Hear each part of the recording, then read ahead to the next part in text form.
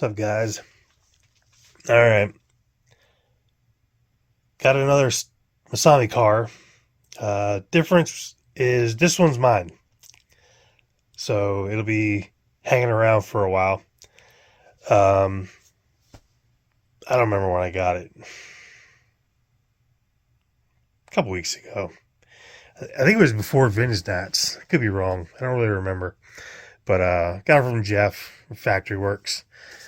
He sent along a couple of his carbon pieces and steering belt crank and stuff. So thanks again to him for that. I was kind of on the fence if I really wanted one of these, and um, in a way, because I had already built, or no, I would have had to get this after Vintage Nats because I built Daniels for that race. So yeah, so it's only been, I don't know, maybe a month, maybe a month it's been here. Um, yeah, I was just kind of on the fence about it because it's like I built Daniels, and so that kind of novelty it kind of wore off, like the main building of it. Um, it's like, well, okay, I built one. Um, and I built like so many long arm cars between like the what's old is new stuff, the RPM worlds conversion stuff. Uh, I don't know. It just doesn't. I don't know. Just the fact that it's like a long arm thing, it doesn't really do anything for me. Um, and I already have one of the Grand Prix 3D kits. Um, and I've been slowly accumulating parts for that. And that one already has like the carbon chassis and stuff on it. And another thing was like I already got like 4 or 5 Masami replicas. And it'd be it'd be hard to not do this as a Masami replica. So I think what is going to happen with this one is I think the Grand Prix 3D kit is going to become more of a Masami replica. So I'll do that one up as that, and then I most likely won't race it though. So get that one built, and then I don't know exactly what I'm gonna do with it, but I'm basically just gonna build it. I want it to be as close to how those guys were running it back then. So those shocks are staying on it, those towers are staying on it. Um, I'll probably change the belt, the put the factory works bell crank and stuff in it, but I'm gonna try and keep it, you know, period correct as I can, with an aluminum chassis. Um, but yeah, it's and I almost don't even really have the itch to race it either. Um, but I mean, when I built Daniels and I looked at it, and you can go back and watch probably some of the later videos, I would assume. I don't really remember how many of those I did. But like the more I looked at it, it's like I just kept feeling like I should just put my B2 setup in it. Limit the shocks same way as one of my B2s, and uh, same pistons, same oils, same everything. And I mean, honestly, I didn't get to drive Daniel's car much at the Vintage Nats, but I did. He wanted me to have like the initial, first couple laps. And, I took it out, and I didn't think it was like terrible, but, it obviously needed stiffer springs up front. Um, I said something about just doing like, doing easy changes on it, instead of like blowing shocks apart. Just, change the springs, move the battery around. Um, And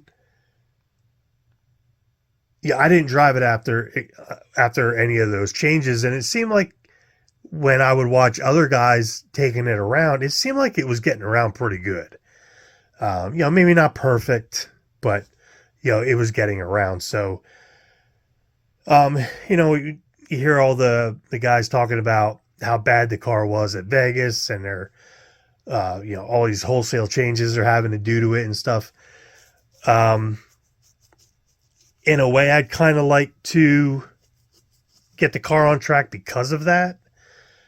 Because there was stuff that I noticed even with the initial build of Daniel's car, with like the lack of rear toe in.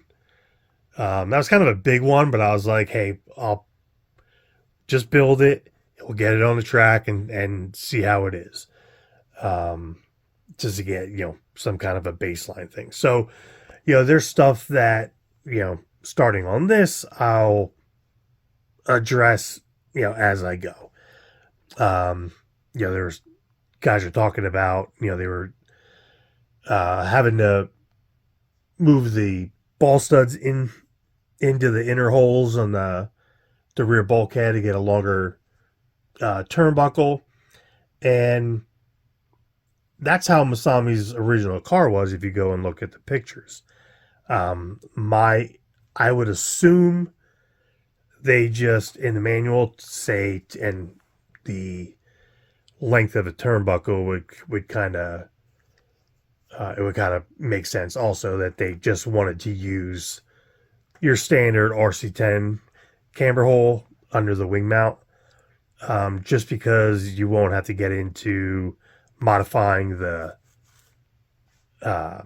motor plate on the right side.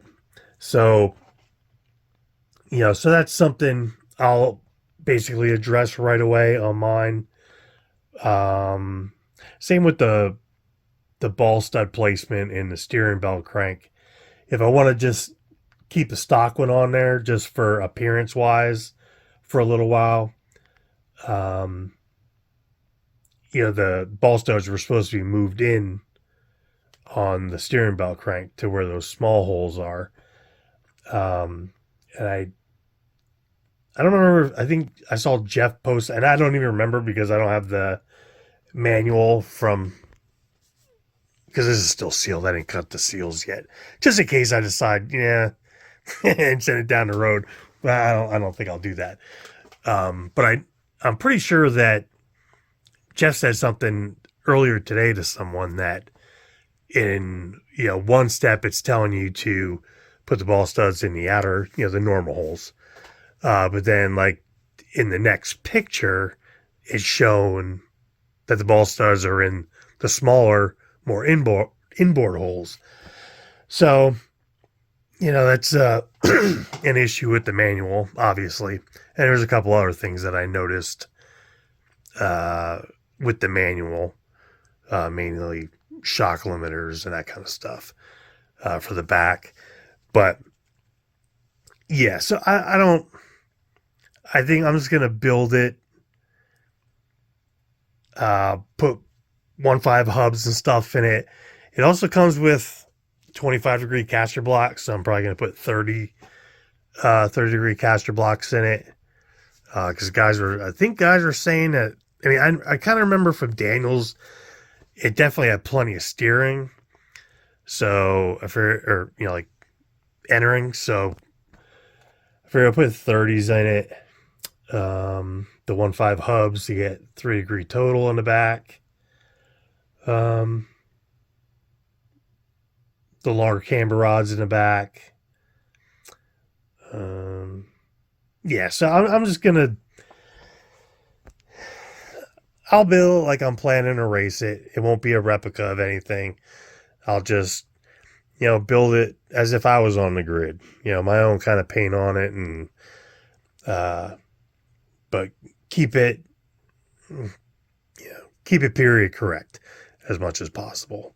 So I'm probably going to start on this pretty soon because now that Vonats is over, all my races at Insanity are over.